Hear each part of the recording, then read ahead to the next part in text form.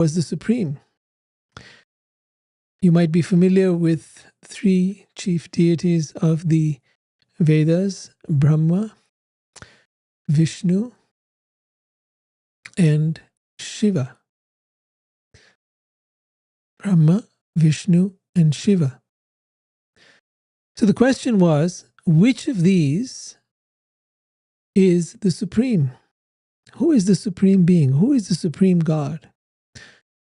In most monotheistic religions, they want to know, well, who is God? Who is the supreme God? There's no question of three being God. Of course, you have in Christianity the Father, Son, and the Holy Spirit. And in the Vedic culture, you have Brahma, Vishnu, and Shiva. They don't represent the same things, but there is the concept of a trinity as well. As Srila Prabhupada explains in Krishna, the Supreme Personality of Godhead, that's the book Krishna, and I'll be referring to it from here on as the Krishna book. So in this book, Srila Prabhupada states, the plan decided upon by the sages was for Brighu, there was a sage called Brighu Muni, to test which of the predominating deities, Brahma, Vishnu, or Shiva, possessed the quality of goodness in full. So now we need to talk about what are the different modes of nature. One who is in the mode of goodness possesses qualities such as tolerance and equanimity. So I don't know if you're familiar with the term equanimity, but equanimity means to be equal to everyone, to see everyone as the same, to treat everything as the same, to not be enamored by wealth or disheartened by poverty, to not be enamored by, say, someone's beauty or someone's plain looks or even ugliness, to be equal in all situations, poverty or riches, doesn't matter. So that equanimity, who is the being that possesses the quality of goodness in full?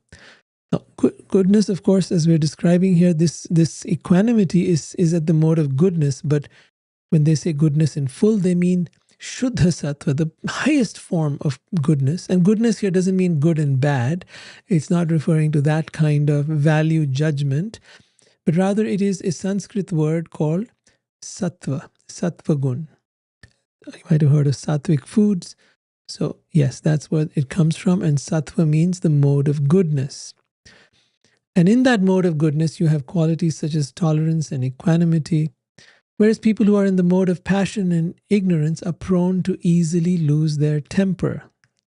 So if you know people who do that, who are easily prone to anger, irritation, losing their temper, well, you know that they're in the mode of passion and ignorance.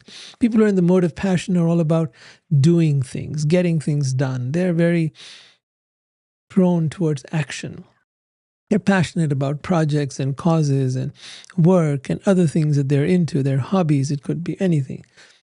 Of course, it can also mean passion as we think of in terms of sexuality, but that's not the only meaning here. Here it is rajas, rajagun. And that rajas, the English translation given is passion.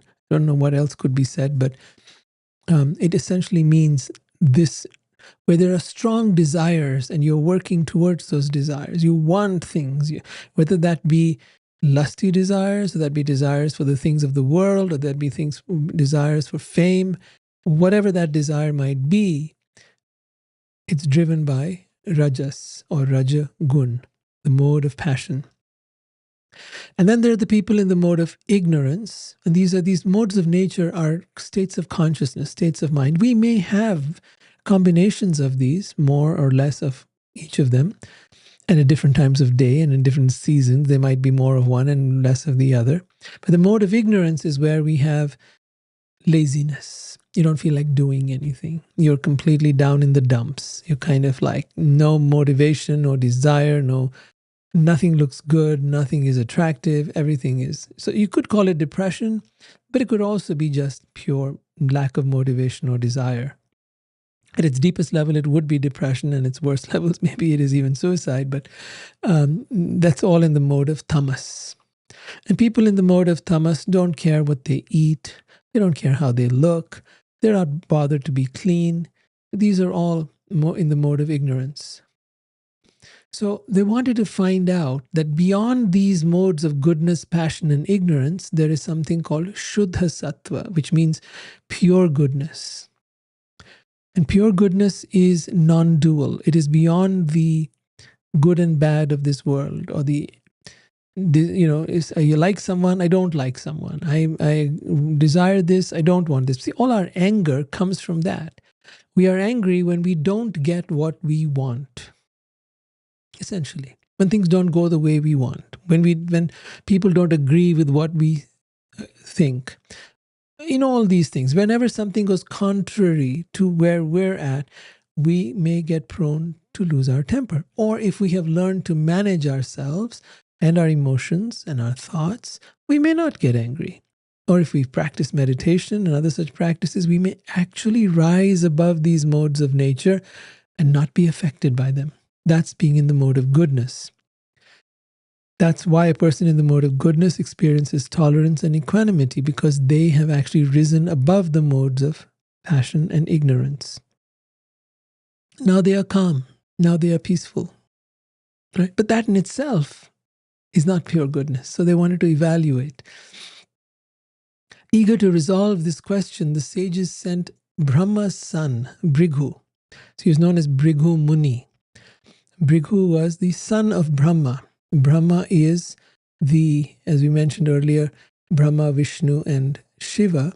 So Brahma is the creator who creates in each universe there is a Brahma. And that Brahma's job is to create the universe. He is empowered by the Supreme Being to do so.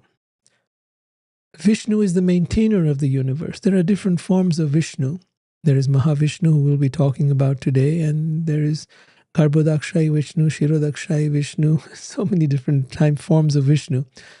But yes, Vishnu is the maintainer of the universe, and Shiva, the ultimate destroyer. When the time comes for annihilation of the universe, it is Shiva that takes on that role. So it was Brighu, who was the son of Brahma, was to find out the answer. First, he went to his father's court. To test how well Brahma was situated in the mode of goodness, Brighu failed to bow down before him or glorify him with prayers, as was the custom. Brahma became angry at him, inflamed into fury by his own passion. So, although anger toward his son was now rising within his heart, Brahma was able to subdue it by applying his intelligence, in the same way that fire is extinguished by its own product, water. So it's not that we shouldn't feel angry. Even Brahma feels angry. You and I will feel anger. But we can learn from Brahma that we can use our intelligence to rise above the anger that may be arising within you. And to rise beyond anger means to be able to challenge the very thoughts that produce it. Because it begins with a thought. I don't agree with this person. This person is doing something to hurt me. This person is acting against my wishes. This person is trying to take something away from me. Now, there are times and situations where anger is absolutely needed, as in when someone is hurting your family members, loved ones. Sure. If that is going to help protect them, by all means, be angry. But use it strategically. Use it effectively. Use it in a piercing way that gets the result that you need. Do not be controlled by it. Because when you are controlled by it, then it makes you do crazy things. Those crazy things can have very serious consequences.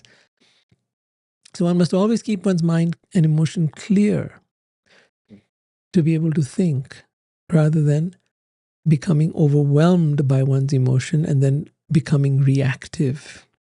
So now Brahma is feeling this anger, and using his intelligence, he's able to subdue it. In the purport, it is explained, Brahma is sometimes affected by his contact with the mode of passion. So Brahma is mostly in the mode of goodness, but sometimes he gets affected by the mode of passion, Rajogun. Because he is Adi Kavi, the original poet, the firstborn and foremost learned scholar in the universe. So he's the firstborn being. He is born from Vishnu, from the navel of Vishnu. Right? And then Vishnu empowers him to create the universes. So he's also an extremely learned scholar, knows all the Vedas, is reciting them constantly.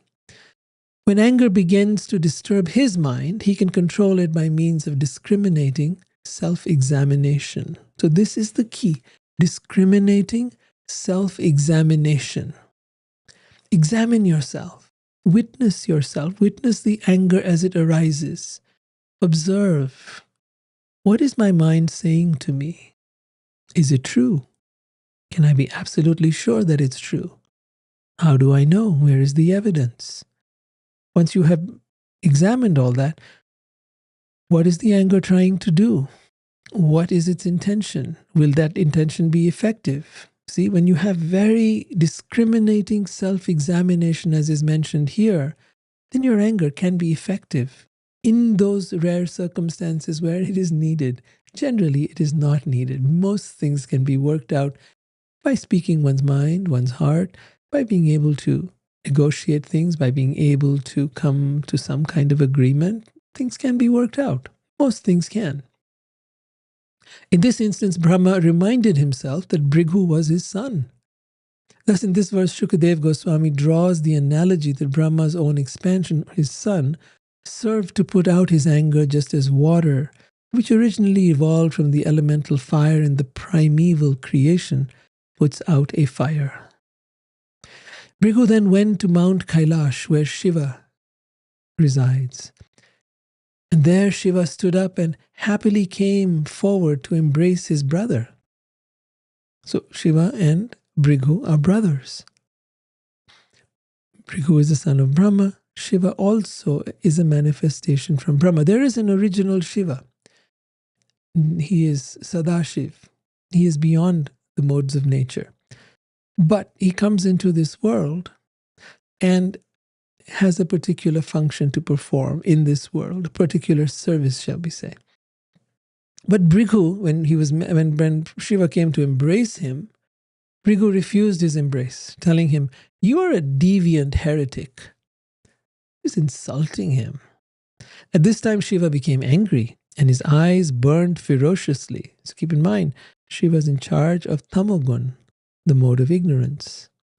And although Shiva is generally in meditation and he is in the highest states of consciousness, he is in charge of the mode of ignorance. And so when needed, he brings it up. So in this case, his eyes burned ferociously and he raised his trident and was about to kill Brighu when his wife, goddess Devi, Parvati, fell at his feet and spoke some words to pacify him. Brighu then left that place and went to Vaikuntha, where Narayan resides. In the purport, Srila Jiva Goswami remarks that the Vaikuntha planet referred to here is Shvetadvip. We'll talk about that in a couple of minutes. In Krishna book, Srila Prabhupada writes, it is said that an offense can be committed either with the body, with the mind, or by speech. So we can offend another person with our body language, with our mind, our thoughts. People pick up on our thoughts. So we can offend them even with our thoughts. Or by speech. Right? An offense can be committed either with the body, with the mind, or by speech. Brighu Muni's first offense committed towards Brahma was an offense with the mind. He didn't actually say anything offensive. He just did not bow down to him and offer the prayers that are typically offered when people come to see Brahma. The second offense committed towards Shiva was by insulting him, criticizing him for unclean habits. This was an offense by speech. Because the quality of ignorance is prominent in Shiva, when he heard Brighu's insult, his eyes immediately became red with anger. With uncontrollable rage, he took up his trident and prepared to kill Brighu Muni. At that time, Shiva's wife, Parvati, was present. Her personality, like Shiva's, is a mixture of the three qualities, Rajas, Sattva, Rajas, and Tamas, all three mixed. And therefore she is called Trigurnamayi. she's also herself very highly evolved and generally very peaceful. She does not bring out this aspect of tamas or rajas unless it is really required. Her job is to go about manifesting the universe. She has her own part, the living entities rather. So in this case, she saved the situation by evoking Shiva's quality of goodness. Now Bhrigu went to Vaikuntha, Shvetadvip. There he went up to the Supreme Lord, who was lying with his head on the lap of his consort, Shri or Lakshmi, and he kicked him on the chest. The Supreme Lord arose along with Goddess Lakshmi. Now imagine he's there with the lap of his wife, Lakshmi. With the head of his wife on his lap. A very intimate moment. And here walks in this Brahmin, this sage, Bhrigu, storms into his house, and he kicks him on the chest. What would you do if someone did that to you when you were with your beloved? How would you react? Would you be angry? Would you be hurt? Would you be violated? Would you feel absolutely infuriated? Would you want to punch this person out? Would you want to kill this person? But here we see that the Supreme Lord arose along with Goddess Lakshmi and offered respect to Bhrigu. Coming down from his bed, that supreme goal of all pure devotees, bowed his head to the floor before the sage and told him, "Welcome, Brahmin. Please sit in this chair and rest a while. Kindly forgive us, dear master, for not noticing your arrival." You see, this is the example that Vishnu is setting for all of us, to give respect to those who are spiritually evolved. That even if they commit a heinous act like this, they are to be forgiven. Krishna says this in the Bhagavad Gita, that even if one performs the most abominable acts, if he is rightly resolved towards me, if he is saintly, then you have to consider him to be saintly. Right? If that person is rightly resolved, that means he's a devotee of God. He's a lover of God. He's devoted his life to God. Yes, people who are, despite having done that, sometimes mess up, sometimes do terrible things. And therefore it's very easy to condemn them. Chaitanya Mahaprabhu says, Trinadapi sunichena tarorapi sahashnuna amanina manadena kirtaniya sadahari. That if you want to remember God all the time, you want to chant his name, you want to love God truly, then amanina manadena. Do not want any man or respect for yourself. Man means respect. Aman means the opposite of that. Do not want respect for oneself. Manadena, to give respect, even if someone doesn't respect you, even if someone doesn't talk well to you, even if someone is insulting to you, manadena, to give them respect. It's not easy. It's not easy at all. And you can't fake it. But this is the test of someone who is highly evolved. This is what it means to be highly evolved, as we are learning here.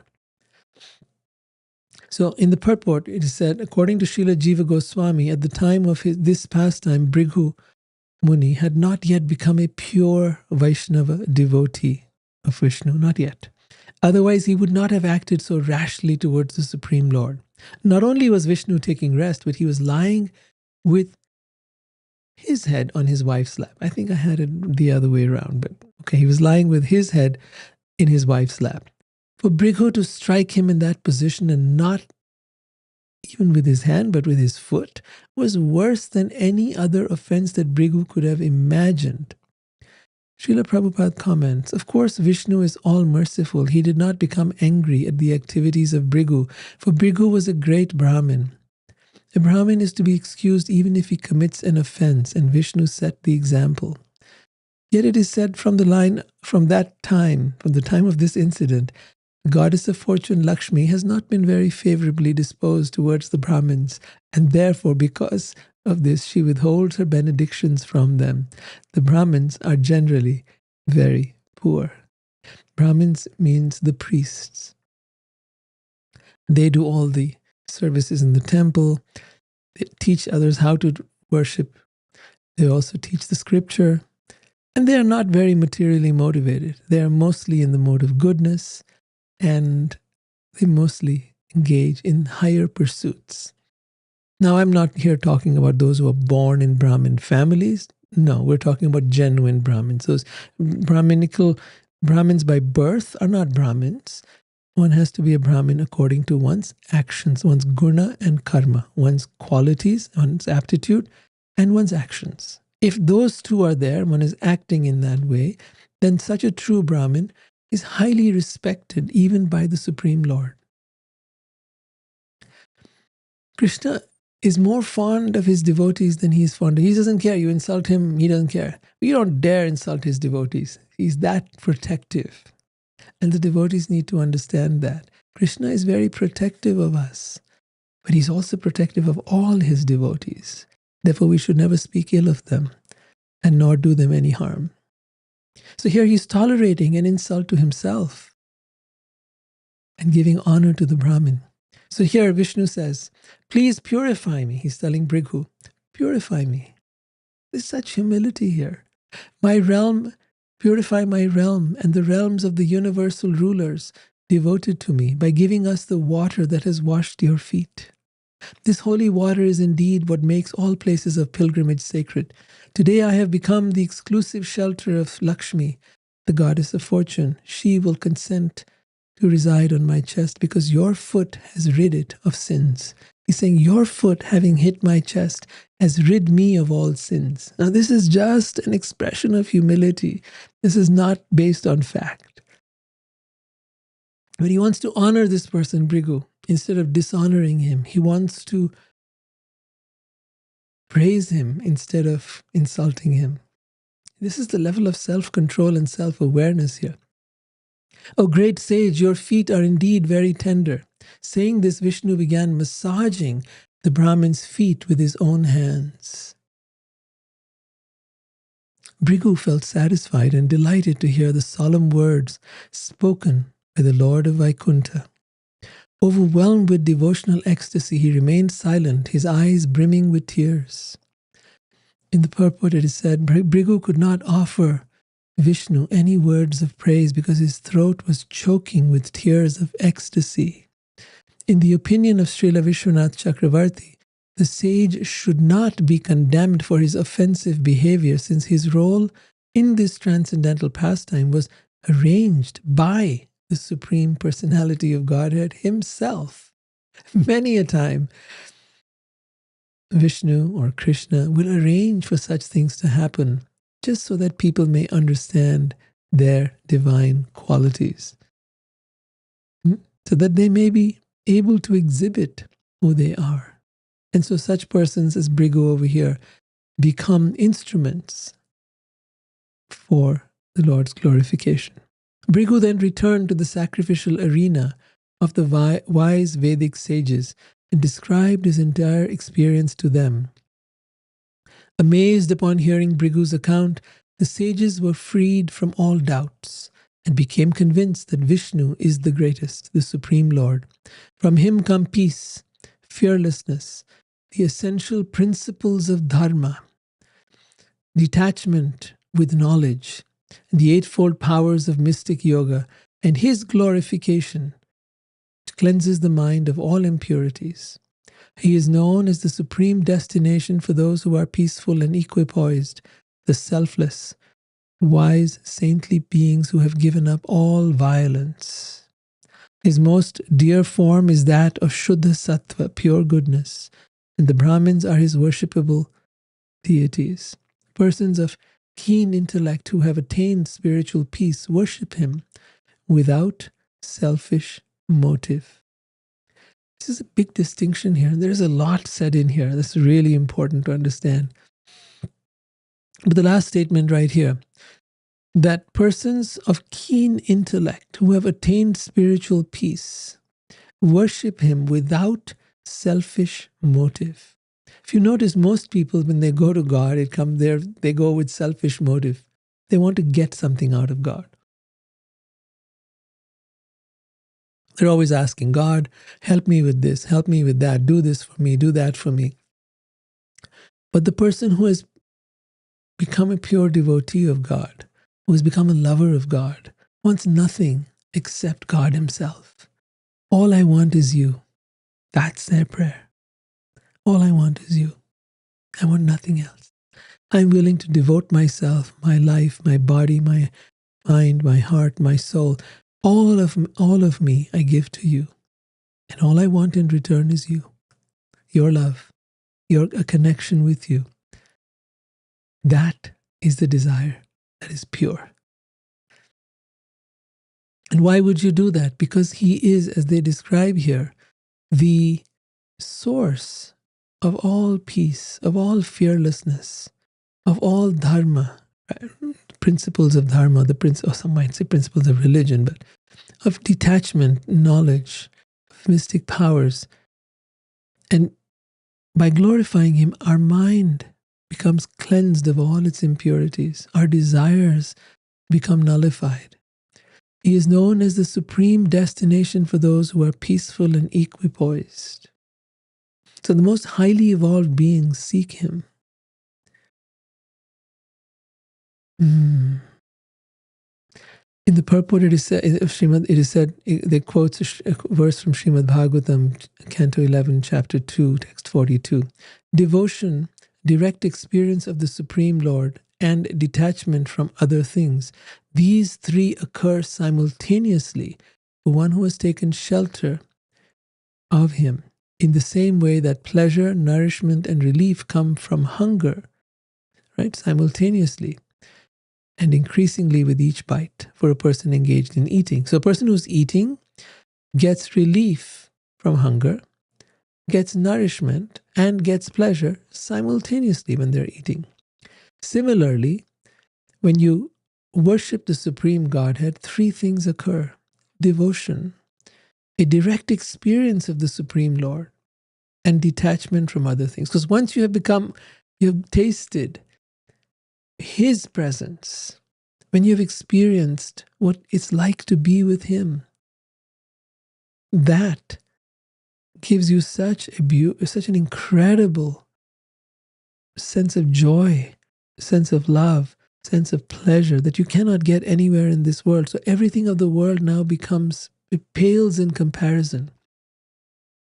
And then you want to devote yourself to him. So therefore, three things: devotion, direct experience, and detachment from other things.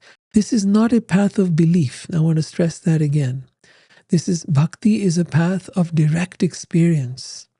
It is a path of being able to call for the divine and experience him here and now, to call on God and connect with him, not in some afterlife, but in this life. Not as the fulfiller of your wishes and desires, but as the only desire that you have is him. And that brings about devotion. Devotion, direct experience, and detachment from other things. It's a beautiful verse.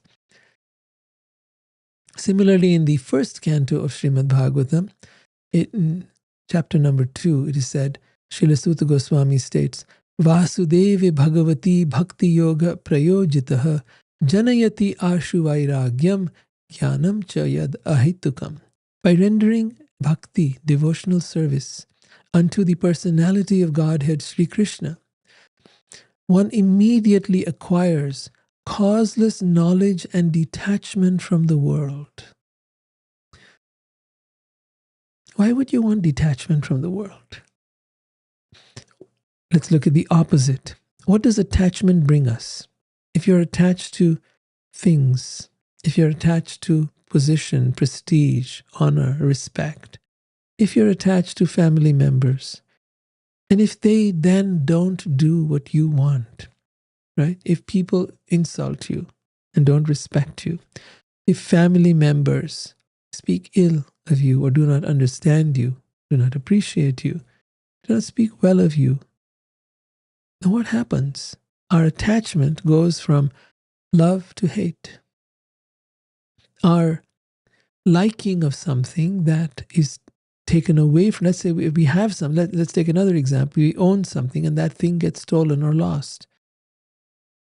We suffer greatly. You lose your cell phone, let's say. Somebody steals your car.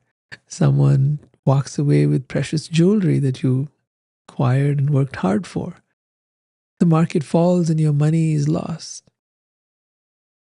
Things come crashing down. You're attached to it. You invested it. You worked hard for it. And now it's taken away from you. So there's great suffering. But when you have causeless knowledge, so it's, the knowledge you're getting here is amazing knowledge. And yet, when that Supreme Being, when you render devotional service unto Him, when you offer your devoted love to Him, then He gives you knowledge from within. Krishna says, I am seated within everyone's heart. From me alone comes knowledge, remembrance, and forgetfulness. You want knowledge of Him? You want to remember Him? You want to forget Him? Either way, I'll give you that. So immediately one acquires causeless knowledge. Causeless means there is no reason. It's not because you're so deserving. It's because you have turned your heart towards Him. It's because you have dedicated and devoted yourself to Him. That simple act, that I want you above all else, has Him illuminate your mind and bring to you causeless knowledge. Does it mean that every person that has started to walk on this path will get causeless knowledge but will not deviate from it? No. They will get knowledge. Like all of us are given knowledge. Like there is a part with something within us known as Paramatma, the great soul, the supreme soul or super soul that is within us. That Paramatma is constantly trying to guide us. For no reason. We have not done anything to connect with it even. We've not even tried to know it. We might be an atheist, but yet He's trying to guide us. Yet He's trying to help us. In those crucial moments, that voice speaks up. We ignore it. We don't trust it. We trust our mind. We trust our emotions. We trust our desires. We trust our ego. We trust our intelligence. But we do not trust that quiet voice within us. But a devotee, one who has come on this path and has quietened their mind, learns to listen to that inner voice. And therefore is able to get causeless knowledge. And as you receive that, you can become more and more detached from the world and become attached to God. Because you can't actually give up attachment. It's not possible to give up attachment. It's not possible. But you can transpose your attachment from one thing to another.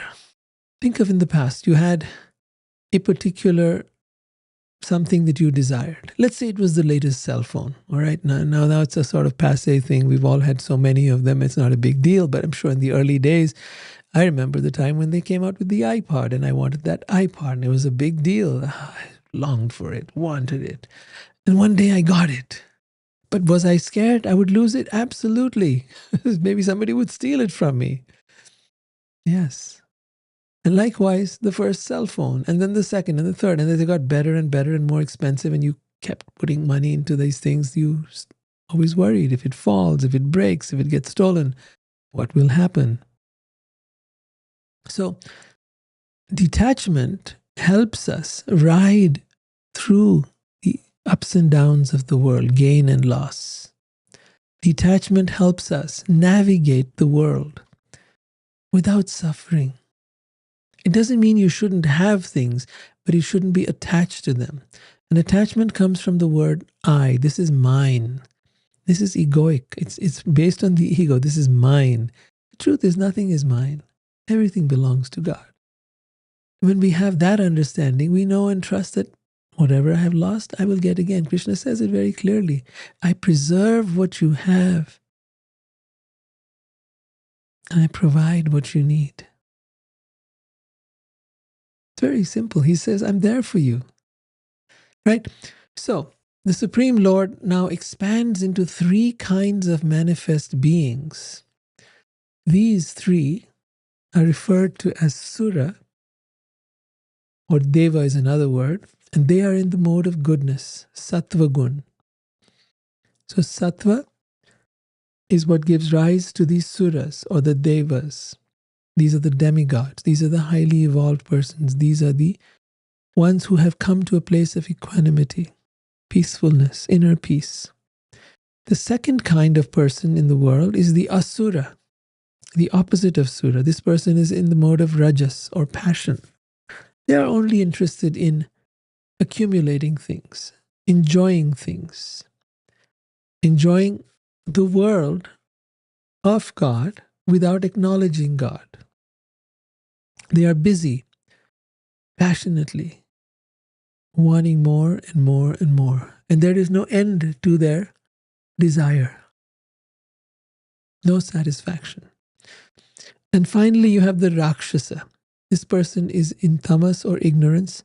But this Rakshasa is a very special kind of person. So there is the lower levels of ignorance and passion, like I described earlier, where one is not very motivated. The Rakshasa, on the other hand, is evil. He wants to hurt people. He takes pleasure in enjoying, like a psychopath or a sociopath. They take pleasure in hurting others, in seeing others suffer, in lording it over them, in controlling them, in dominating them. And these kind of people, it goes as far and to the extreme as being cannibals. It goes as far as being psychopaths. Those are the extreme versions of the Rakshasa. So there are three kinds of, Supreme Lord expands into three kinds of manifest beings: the Rakshasas, the Asuras, the demons, and the Devas, or demigods, like we just mentioned. All of whom are created by his material energy and conditioned by the modes of nature. Modes meaning goodness, passion, and ignorance. So all of them, all living entities, are expansions of God. Krishna says that never was there a time when I did not exist, nor you, nor all these kings, and never in the future shall any of us cease to be. We are all eternal beings. We are all expansions of God. Just like the sun's rays are expansions of the sun, we are expansions of that Supreme Being. We are not Him. We have His qualities. We are expansions of Him. And that includes the evil ones. That includes the atheistic ones. That includes the materialistic ones. That includes the spiritual ones. All of them. So in other words, every living being is a pure soul. Every living being is a tiny particle of God. And yet, being in this world becomes cover over and conditioned by the modes of nature. And those modes now control and affect the person. See, we all believe we are in control, but none of us are. We are being controlled all the time. We're controlled by our desires. We're controlled by our senses. We're controlled by our tongue, belly, genitals. We're controlled by our body. We're controlled by our mind. We're controlled by our intelligence. We're controlled by the media. We're controlled by our political parties. We are controlled by the weather. It affects us, and then we act accordingly. We are controlled by the modes of goodness, passion, and ignorance. All of these forces, the stars, the astrology, the seasons, everything affects us, and everything therefore controls us. When you are affected by something, you are controlled by it. The person who is not affected cannot be controlled. But if you are reacting to something, you like it or don't like it, you agree with it or don't agree with it, either way you are being controlled. You are easily manipulated now. The person who doesn't like heat can be manipulated to buying an air conditioner, right? The person who doesn't like a particular place can be motivated to move to some other place, or doesn't like one particular political party can be motivated to move to another one. Your likes and your dislikes are going to determine your vulnerability to being controlled by others. But when you transcend the dualities of the mind, like and dislike, I agree with this, or hate this, or love this, then When you are indifferent to the dualities of the mind, Ichcha and Dvesha, then you are no longer in control of the mind is no longer controlling you. And you can make choices with clarity without being influenced by the whims of your mind.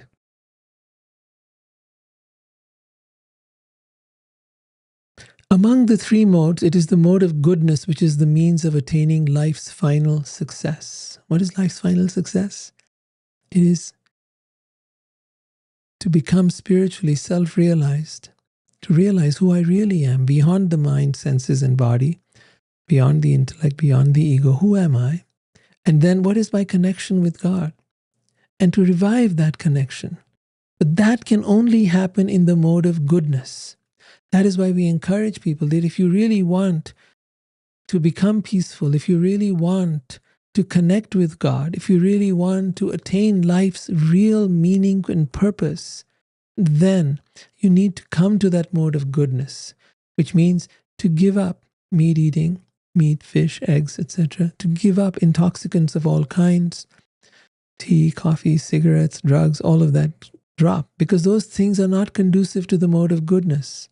To eat sattvic food, which is free of onions and garlic and, of course, meat and all those things, yes. And to, of course, avoid gambling and sex that is just purely for pleasure, purely for amusement, because now it drives you. You're no longer in charge. It is pulling you towards this one or that one. To control the sexual desires. It doesn't mean you have to be celibate, but you need to be in a committed relationship, a marriage or something like that. And that's the idea, is to control the senses. And as you control them now, they no longer control you. You're in charge. The learned Brahmins living along the river Saraswati came to this conclusion in order to dispel the doubts of all people. Therefore, they rendered devotional service to the Supreme Lord Narayan's lotus feet and attained his abode.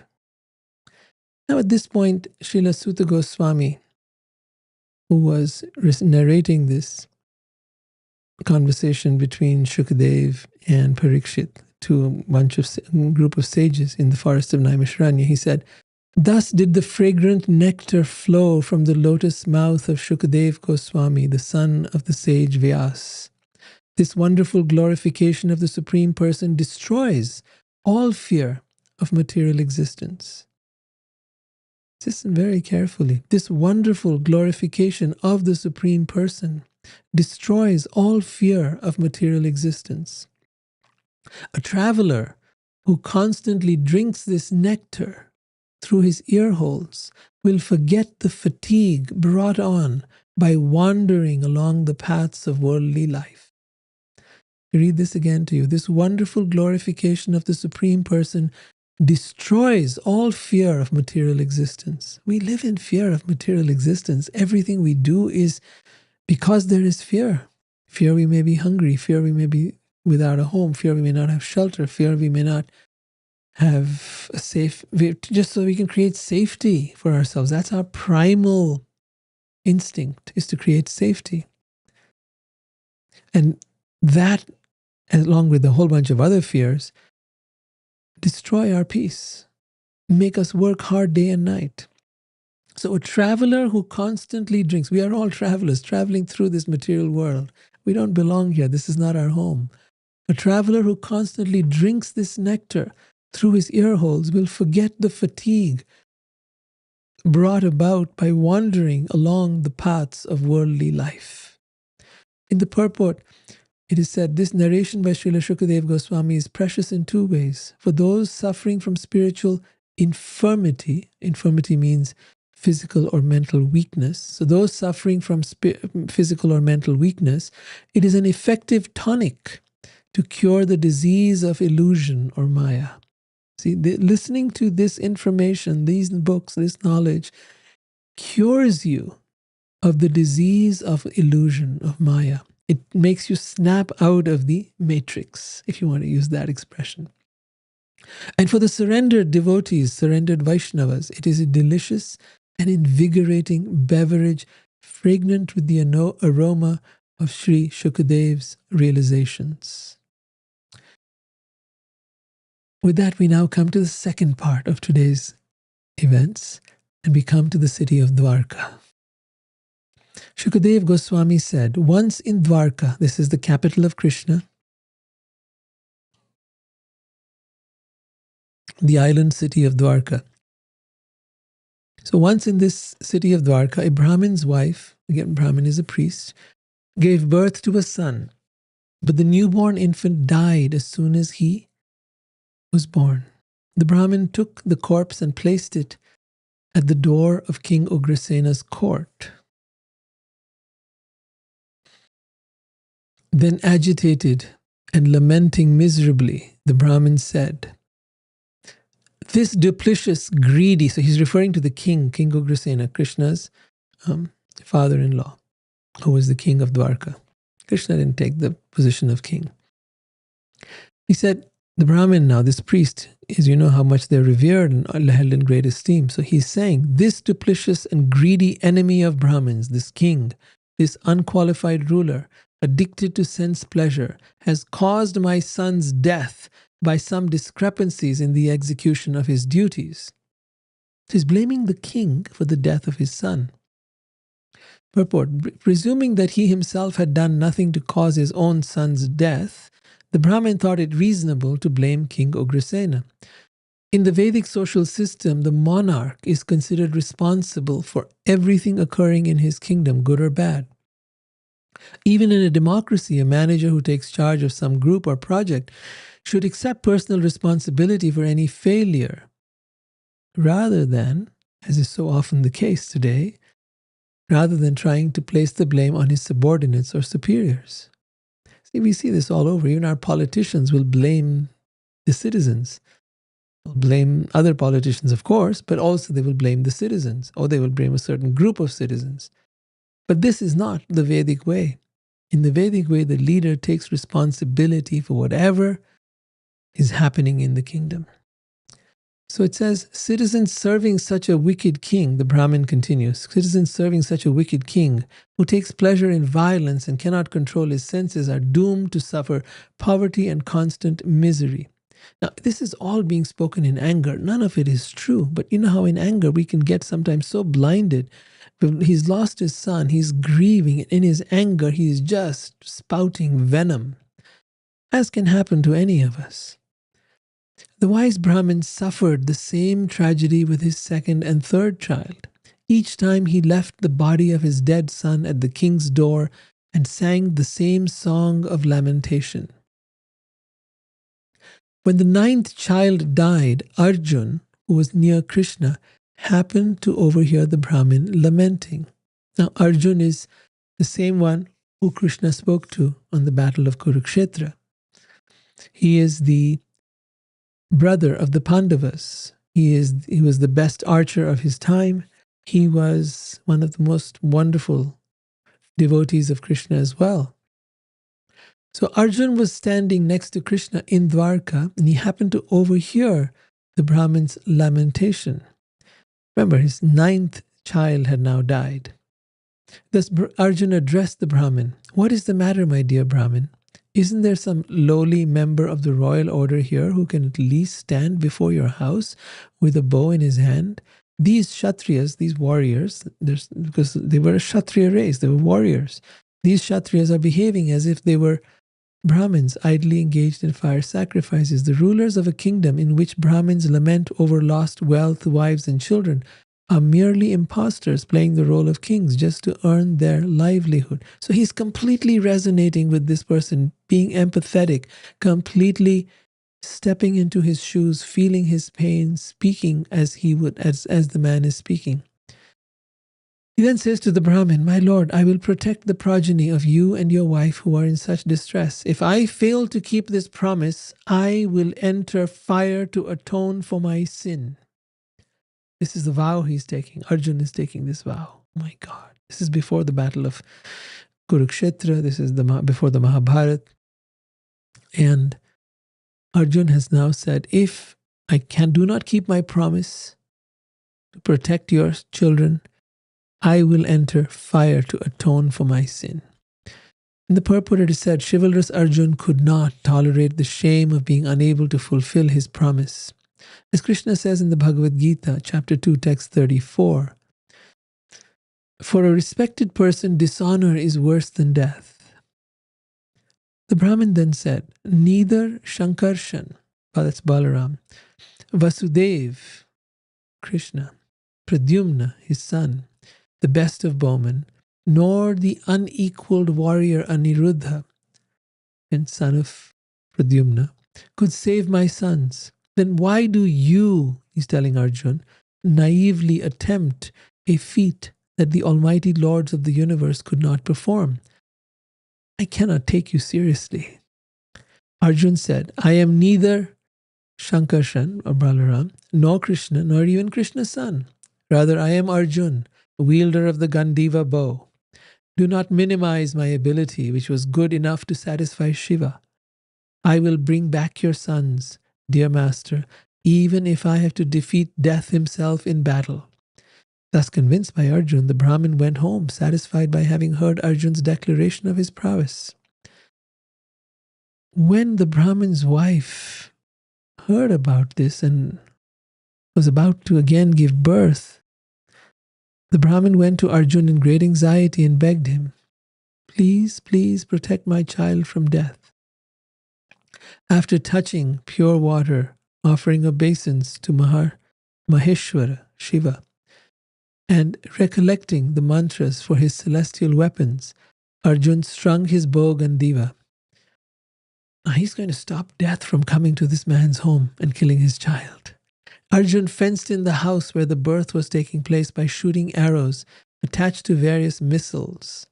Thus the son of Pritha, Arjun, constructed a protective cage of arrows covering the house upwards, downwards, and sideways. So he's created like an arrows, with the arrows he's created a shield around the house that nothing and no one can enter. The Brahmin's wife then gave birth, and after the newborn infant had been crying for a short time, he suddenly vanished into the sky in his same body. The Brahmin then derided Arjun in front of Krishna. Just see how foolish I was to put my faith in the bragging of a eunuch. But neither Pradyumna, Aniruddha, Balaram, nor Krishna can save a person. Who else can possibly protect him? To hell with that liar Arjun. To hell with that braggart's bow. The person who's bragging is a braggart. To hell with that braggart's bow. He is so foolish that he has deluded himself into thinking he can bring back a person whom destiny has taken away. While the wise Brahmin continued to heap insults upon Arjun, Arjun employed a mystic incantation to go at once to Samyami, the city of heaven where Yamaraj resides. So now Arjun has developed certain mystical abilities, and he goes to the city in the heavenly planets where Yamaraj, the Lord of Death, resides. Not seeing the Brahmin's child there, Arjun went to the cities of Indra. So he's going to all the heavenly planets through his prowess in mystic yoga. He goes to cities of Indra, of Agni, the fire god, of Niriti, of Soma, Vayu, Varuna, the gods in charge of various aspects of the universe. With weapons at the ready, he searched through all the domains of the universe, from the bottom of the subterranean region to the roof of heaven. In the purport, Srila Vishwanath Chakravarti comments that Arjun trusted Shiva implicitly as his guru, and so he did not bother to search out Shiva's celestial abode. Finally, not having found the Brahmin's son anywhere, Arjun decided to enter the sacred fire, having failed to keep his promise. But just as he was about to enter the fire, Krishna stopped him. Krishna said, I will show you the Brahmin's sons, so please don't despise yourself like this. These same men who now criticize us will soon establish our spotless fame. So Krishna stepped in and intervened.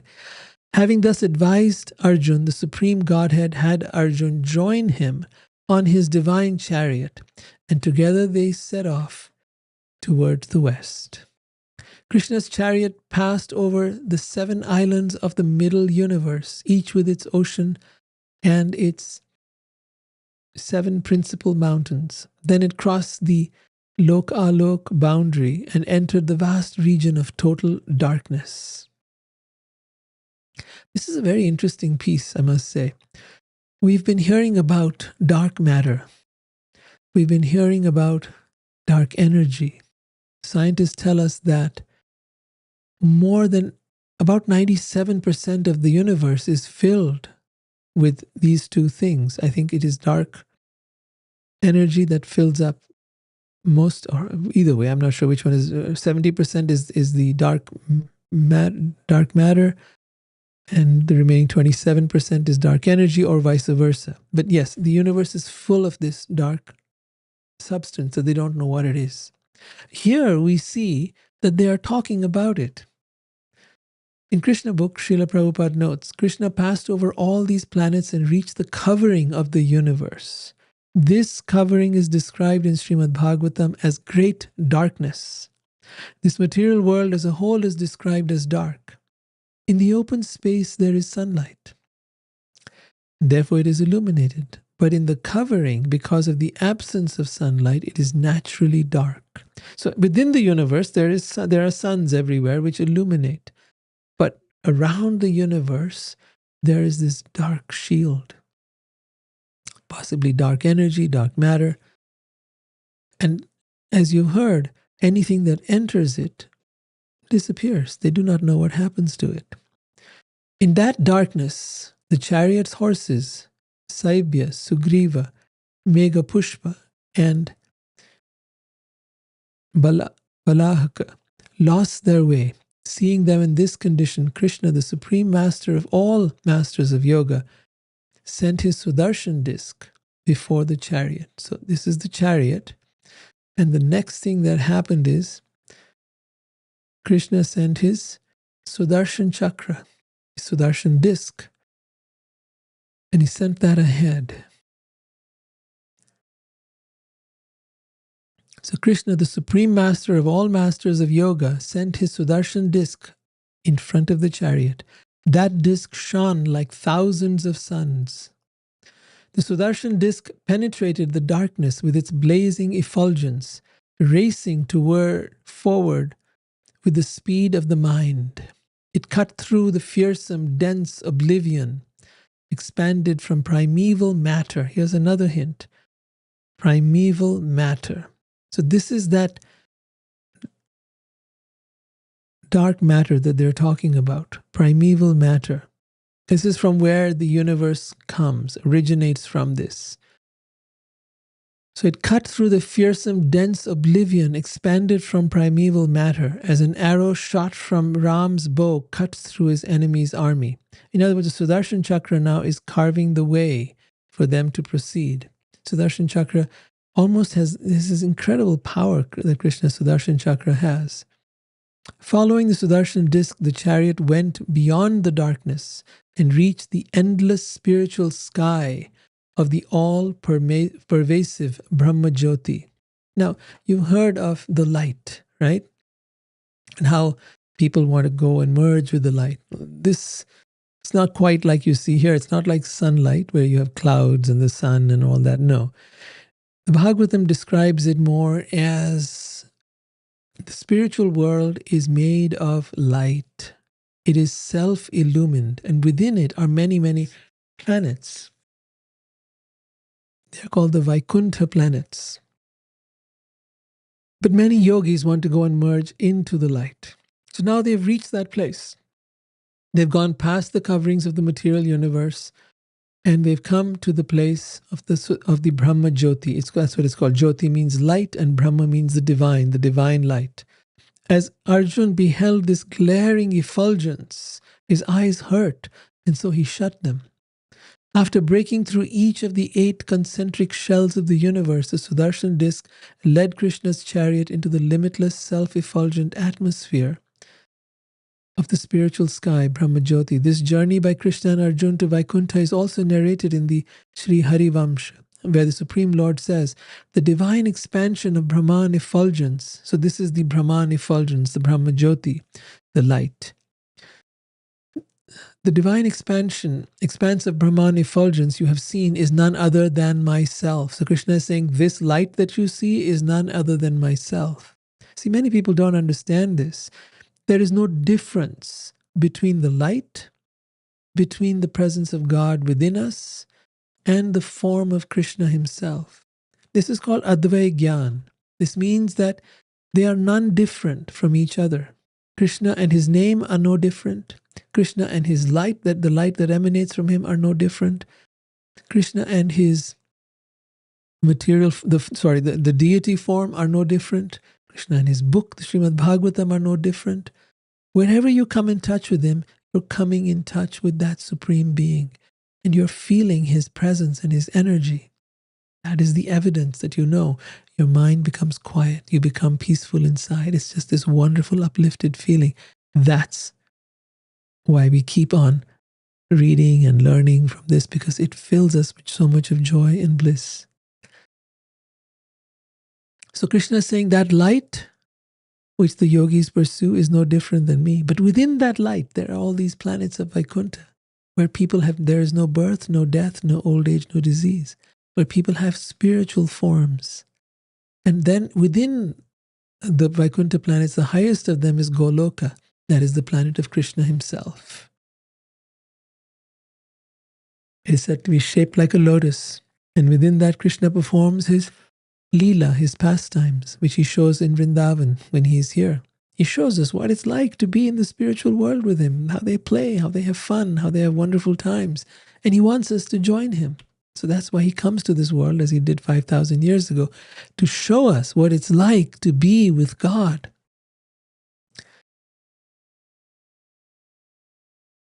And he says that effulgence, that light, comprises my eternal spiritual energy, both manifest and unmanifest. The foremost yoga experts of this world enter within it and become liberated. So they merge with that light and they become liberated. But yes, that is not the only option. You can do that too if you want. That is the yogic process. It is difficult, it is hard, but you can attain it. Beyond that is where instead of choosing to merge with the light, you choose to stay with a spiritual form and have a loving interaction with that divine being, with that supreme Godhead. And that is the goal of life, is to come to that place where we can serve him and enjoy with him. Not enjoy separate from him as we do in this world, but enjoy with him. It is the supreme goal of the followers of Sankhya, that Brahman, that light, is the supreme goal of the followers of Sankhya as well as that of the yogis and ascetics. It is the supreme absolute truth, manifesting the varieties of the entire created cosmos. You should understand this Brahma Jyoti, this light, to be my concentrated personal effulgence. From that region, they entered a body of water, resplendent with huge waves being churned by a mighty wind. Within that ocean, Arjun saw an amazing palace more radiant than anything he had ever seen before. Its beauty was enhanced by thousands of ornamental pillars, bedecked with brilliant gems. In that palace was a huge, awe-inspiring serpent, Anantashesh. He shone brilliantly with the radiance emanating from the gems on his thousands of hoods and reflecting from twice as many fearsome eyes. He resembled white Mount Kailash, and with his necks and tongues, which were dark blue, Arjun then saw the omnipresent and omnipotent supreme personality of Godhead. So these snakes, by the way, they're not there to harm anyone. This is Anantashesh. Anantashesh, while he takes that form of the serpent, he forms a bed for Vishnu to lie on. Mahavishnu. Arjun then saw the omnipresent and omnipotent supreme personality of Godhead, Mahavishnu, sitting at ease on the serpent bed. His bluish complexion was the color of a dense rain cloud. He wore beautiful yellow garments. His face looked charming. His broad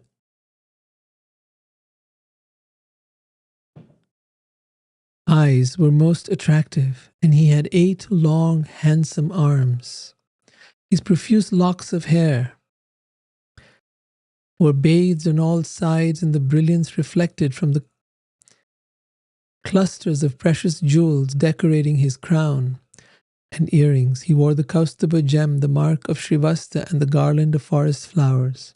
Serving that supreme being were his personal attendants, headed by Sunanda and Nanda, his chakra and other weapons in their personified forms, his consort potencies, Pushti, Shri, Kirti, and Aja, and all his various mystic powers. So they were all of these energies of potencies were in their personified forms, and they were offering prayers to him. Srila Prabhupada mentions that the Supreme Lord has innumerable energies, and they were also standing there personified. The most important among them were as follows: Pushti, the energy for nourishment; Shri, the energy of beauty; Kirti, the energy of reputation; and Aja, the energy of material creation. All these energies are invested in the administrators of the material world, namely Brahma, Shiva, and Vishnu, and in the kings of the heavenly planets, Indra, Chandra, Varun, and Surya. The demigods, being empowered with certain energies, engage in the transcendental loving service of the Supreme Personality of Godhead. So the various devas are empowered with various aspects of those energies to help them in their service. Krishna offered homage to himself in this boundless form. So this form of Vishnu was no different than Krishna himself. He's an expansion. Vishnu is an expansion of Krishna. So Krishna then offered homage to himself in this boundless form. And Arjuna, astonished at the sight of Mahavishnu, bowed down as well. Then as the two of them stood before him with joined palms, the almighty Mahavishnu, supreme master of all rulers of the universe, smiled and spoke to them in a voice full of solemn authority. In the purport, Srila Vishwanath Chakravarti makes the following observations on this verse. Just as Krishna offered obeisance to his own deity during the worship of Govardhan Hill, so also now he paid homage to his Vishnu expansion for the purpose of playing out his pastimes.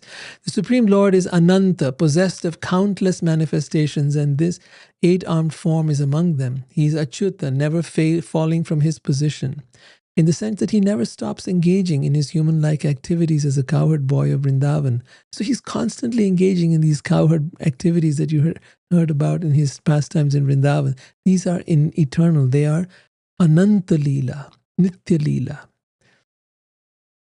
And his invitation is for us to enter into that eternal Leela, those eternal pastimes, and play with him and have fun with him and be his friends or lovers or whatever relation we want to have, parent. Thus, to safeguard the special sanctity of his human-like pastimes, as Krishna, he offered obeisances to his own plenary expansion, Mahavishnu. Appearing before him, Krishna and Arjuna as Bhuma. So Mahavishnu appeared before Krishna and Arjuna as Bhauma, the supremely opulent one, and as Parameshtina, Prabhu, the Lord of multitudes of Brahmas ruling over millions of universes. So he is the Lord of all the universes, Mahavishnu. And he, Mahavishnu, then emanates from Krishna. With solemn authority, he spoke in such a way as to bewilder Arjuna in obedience to Krishna's intention. It was Krishna's intention that he doesn't reveal who Krishna really is to Arjuna, his friend, because Krishna wants to maintain that friendship with Arjuna for now. Later on in the Bhagavad Gita, Krishna will reveal his true nature. Mahavishnu's smile hinted at his private thoughts, which Srila Vishwanath Chakravarti has revealed for our benefit.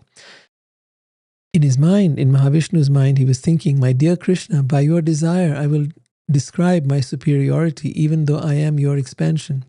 At the same time, however, I will subtly imply in my statements the supreme position of your beauty, character, and power, and the fact that you are the source from which I emanate.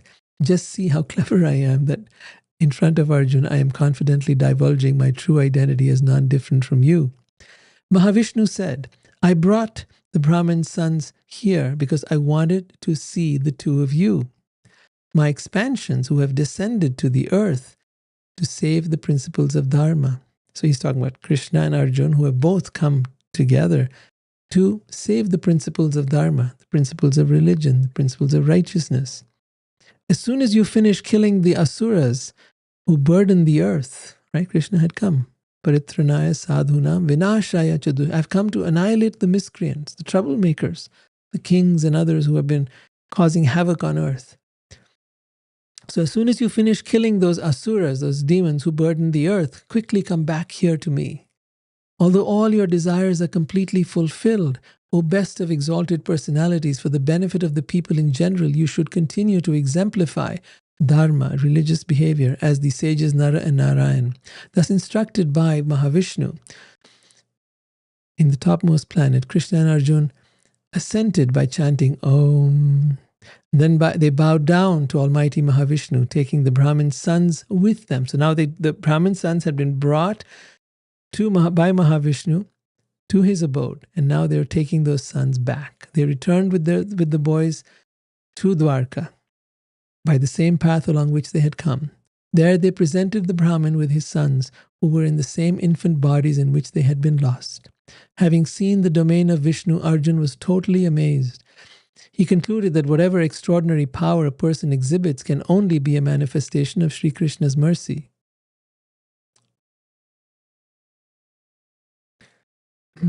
So why did Vishnu say that he took away the Brahmin's children out of a desire to see Krishna?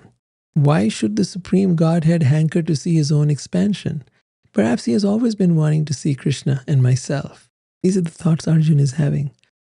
Even granted that this is so, why couldn't he simply see Krishna at Dwarka? He could have just come here and seen Krishna. Is it because Krishna does not allow anyone to see him without his special attention or sanction? And why also would Mahavishnu, the compassionate master of all Brahmins, have repeatedly tormented and elevated Brahmin year after year? He must have acted in this unusual way only because he could not give up his extreme eagerness to see Krishna. I can understand that. He intended to cause so much distress to a Brahmin that Krishna would be unable to tolerate it. Then he would grant his audience, and Vishnu inspired the distressed Brahmin to pour out his complaints to Krishna in person. Thus it is clear that Sri Krishna's status of godhood is superior to Mahavishnu. Having thought in this way, Arjun was totally amazed. He asked Krishna whether these were actually the facts of the matter. And Krishna replied. In the Hari Vamsh, it is stated, "It was to see me that he, the Supreme Soul, Mahavishnu, stole the children. He believed only on a Brahmin's behalf will Krishna come to see me, not otherwise." Srila Vishwanath Chakravarti states that Krishna further told Arjun, "I did not go there, however, for the Brahmin's sake. I went there, my friend, just to save your life. If it had been for the Brahmin's sake, I would have traveled to Vaikunta. I would have done so after his first child was abducted." Krishna exhibited many other similar heroic pastimes in this world.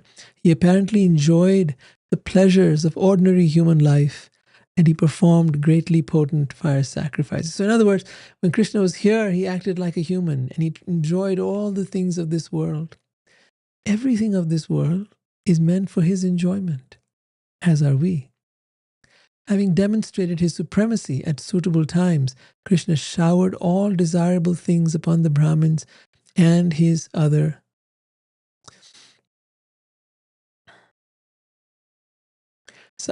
subjects, just as Indra pours down his rain. So Krishna showered them with all desirable things. Krishna wants us to have everything. He's not trying to deprive us of things, just as Indra pours down his rain. Now that he had killed many wicked kings and engaged devotees such as Arjun in killing others, the Supreme Lord could easily assure the execution of dharma through the agency of such pious rulers as Yudhishthira. So that was his aim, was to establish the principles of dharma within this earth. Because we got to live peacefully, right? Can't live in chaos. Thank you so much for listening. Hare Krishna. I'll see you next week.